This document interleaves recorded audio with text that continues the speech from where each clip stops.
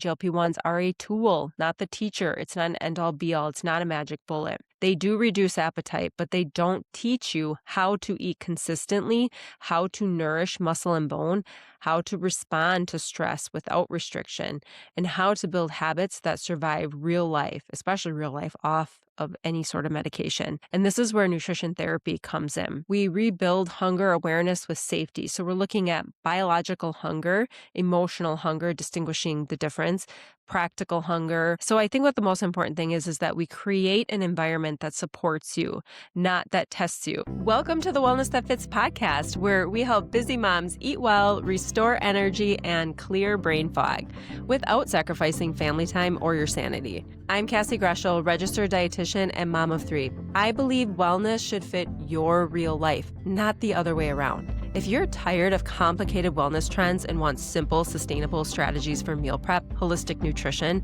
and time-saving routines, you're in the right place. Let's jump in. Hey guys, welcome back to the Wellness That Fits podcast. So last time we talked all about GLP-1s, the science behind them, what they are, how they were made, who they're for, and what we can do from a lifestyle standpoint to either enhance the effects of the medication or just naturally boost GLP-1s, and how important nutrition and lifestyle is, nutrition, movement, and those other pieces, stress and sleep, to ensure that that weight loss that you can gain from being on a GLP-1 is actually sustainable.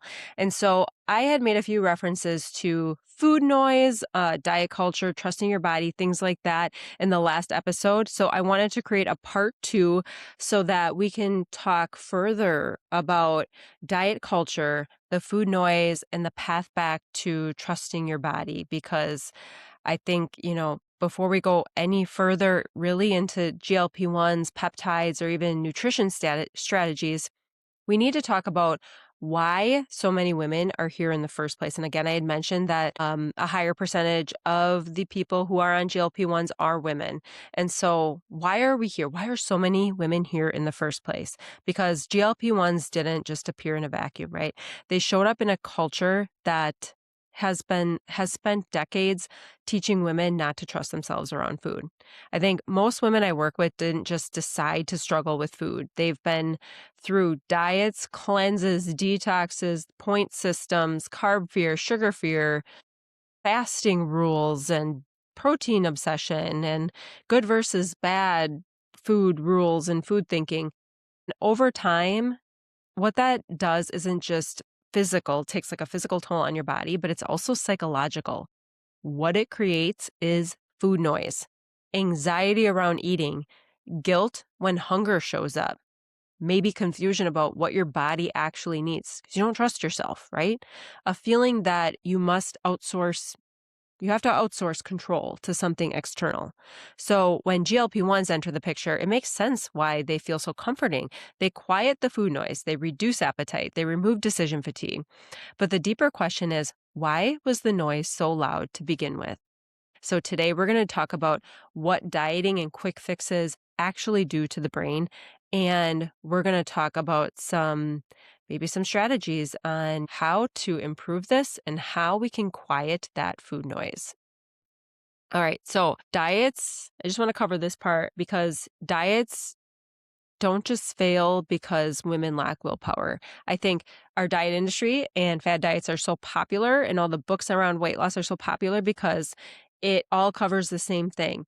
It's not the diet, it's you, right? Like, oh, you failed on that one because it's your fault. Here, let me sell you this other diet, this book, this supplement around weight loss. And women continue to buy it because the diet culture industry continue to tell us that it's our fault. It's the woman's fault. They lack willpower and they fail.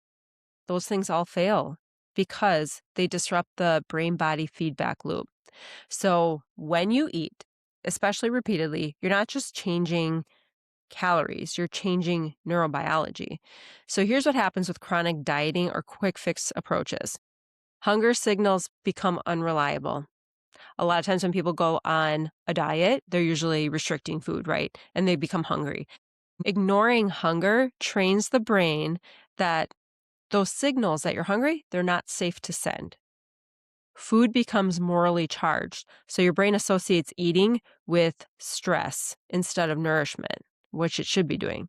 The brain compensates with obsession. When food is restricted, we have so many studies to show this, but when food is restricted, the brain increases thoughts about food. This is where food noise comes from. So food noise is not a character flaw. It's your brain trying to protect you. Decision fatigue skyrockets. So when nothing is automatic or trusted, you're not trusting your brain, every bite becomes a debate. Should I eat this? Should I not? Am I really actually hungry? Am I eating this because of a craving? What is going on in my brain? You also lose that interoceptive awareness, and that's your ability to sense when you're hungry, when you're full, when you are satisfied, and any other energy needs that you have. And this is why many women say, I don't trust myself around food, or if I don't follow food rules, I feel out of control. If I don't follow rules, I feel out of control. So GLP-1s can temporarily quiet this noise. But if the underlying relationship with food isn't healed, the noise often returns when the medication is reduced or stopped. So let's talk about GLP-1 through this lens. And this is really where I want to be very clear and compassionate. GLP-1s are not bad. I mean, we just, the last episode, we talked about the research behind what it can do for weight loss, quieting that food noise, changing some other metabolic processes and cardiovascular risk and some other good positive effects. So they're not bad. GLP-1s are not cheating. They're not a failure. But for some women, especially those with metabolic factors like insulin resistance, diabetes, metabolic dysfunction, or long histories of weight cycling, they can be a bridge. GLP-1s can be a bridge to help you get from where you are now to possibly a sustainable diet down the road. But again, please keep in mind, GLP-1s are a tool, not the teacher. It's not an end-all be-all. It's not a magic bullet. They do reduce appetite, but they don't teach you how to eat consistently, how to nourish muscle and bone, how to respond to stress without restriction, and how to build habits that survive real life, especially real life, off of any sort of medication.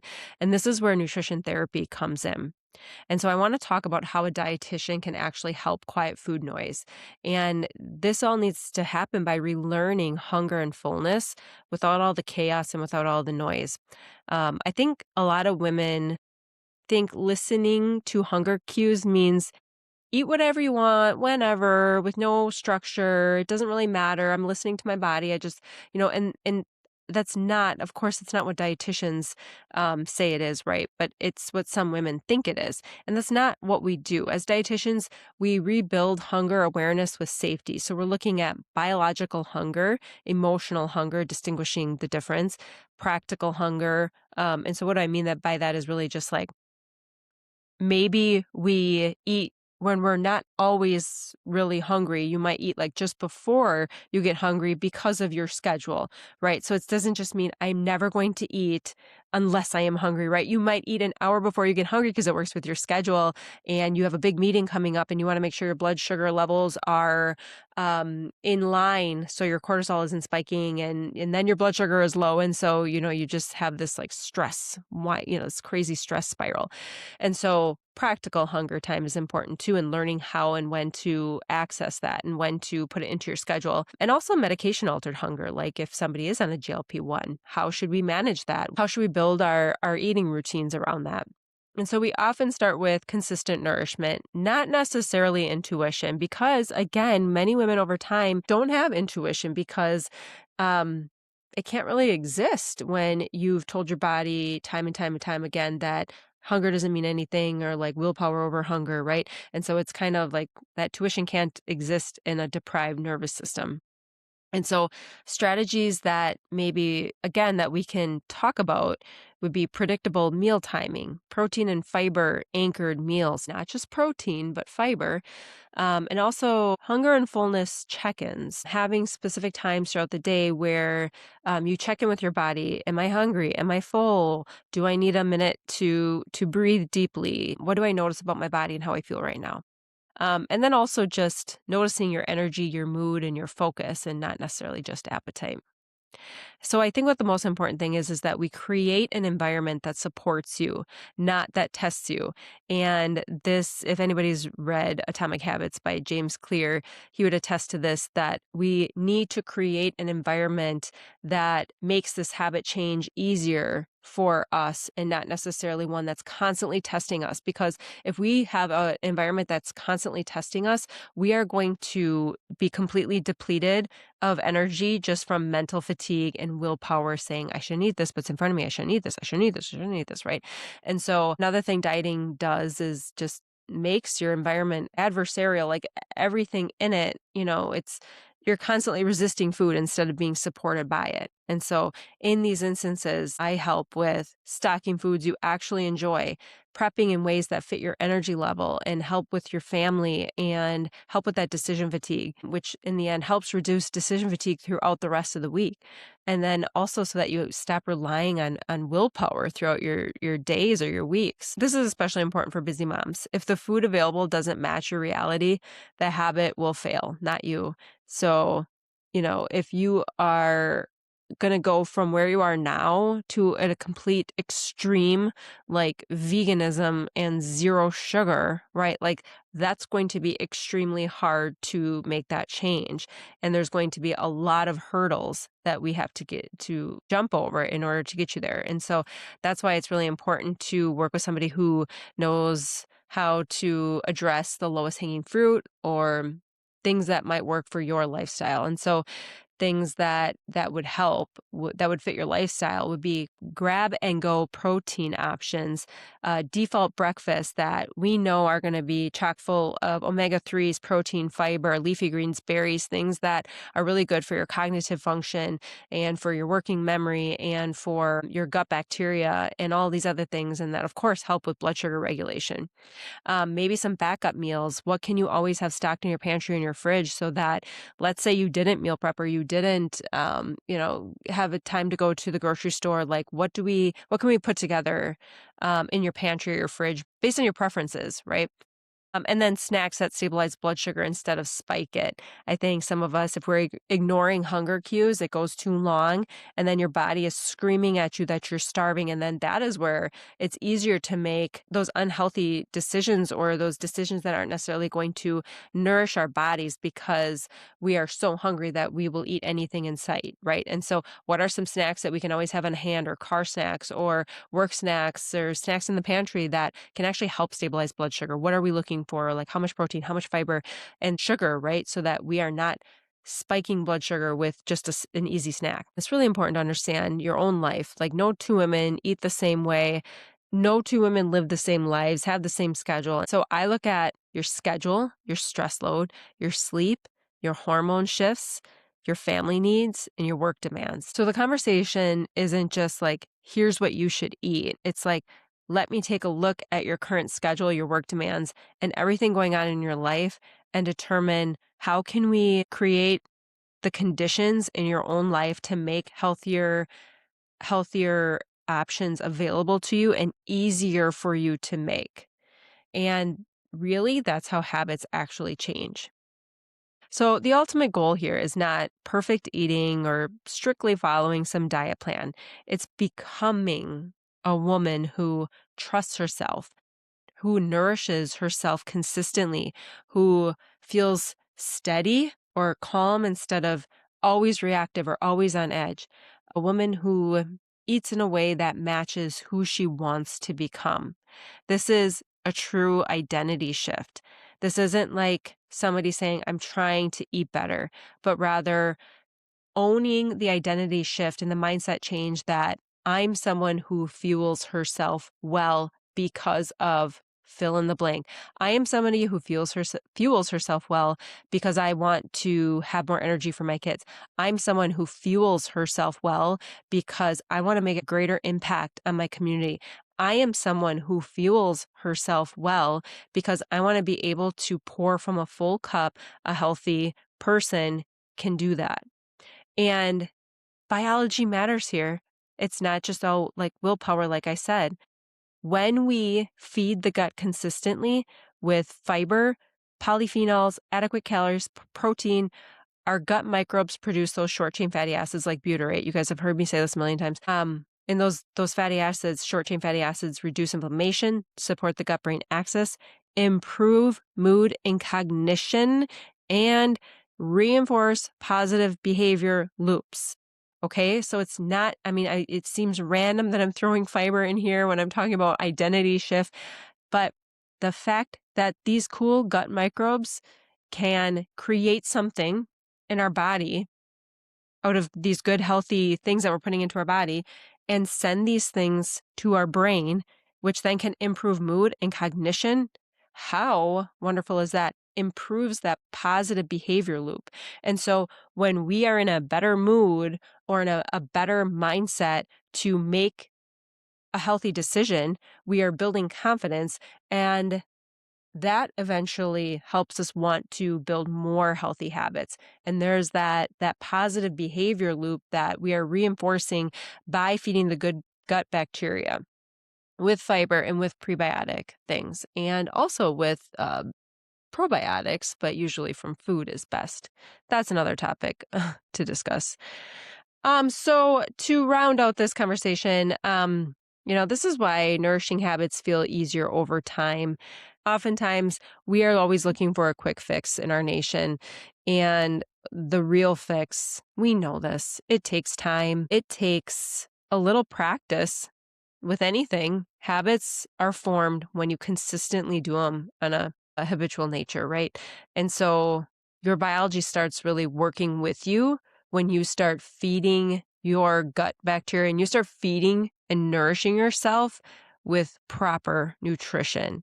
You're reinforcing those positive behavior loops, which helps you make better decisions. Okay, so let's talk about coming off GLP-1s, what women really need to know. So when women come off GLP-1s, they often experience increased hunger. They have that louder food noise or food thoughts. They're always thinking about food cravings, things like that. Oftentimes there's a fear of weight regain because it usually happens. The research is showing us that people need to be on it if they want to not have the food noise. They have to be on it forever. So we want to be really aware that there might be a little fear of that weight regain when people come off GLP-1s. And honestly, with that increase in food noise, possibly anxiety around eating more can come back, and then not trusting yourself again. So this doesn't mean the medication failed. It means the body is recalibrating. So remember when I talked about GLP-1s really affecting the food noise? So let's say the food noise is this giant that lives rent-free in your head. And so when you take a GLP-1 receptor agonist, so meaning like a, medication, you are quieting the food noise giant, but she's still living there in your brain. Because as soon as you go off of that GLP-1, you're awakening the sleeping giant, and you will experience the food noise again. And so we are temporarily decreasing it. But this is where that your body is recalibrating. And in the transition period of this time is where support is critical. And so a dietitian can help you increase your intake gradually, stabilize blood sugar, which is super important, and then protect muscle mass. And this, of course, would be in collaboration with an exercise or strength training strategy that fits your life. And also, a dietitian can help you manage cravings without panic and normalize hunger without shame. Again, quieting that food noise. Because without support, women often swing from this cycle, and it's like a circle, right? So we have the medication or diet or fad, whatever it might be. You have restriction, right? So like whether you're on medication or a fad diet or something, there's restriction usually.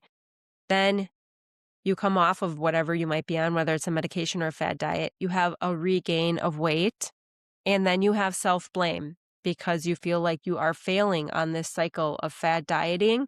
And if you're watching the YouTube version of this, you can see I am creating a circle in the air because it is this cycle of medication and restriction, coming off of it because you can't handle the restriction, and then regain the weight, and then self-blame because you feel like you can't do this on your own.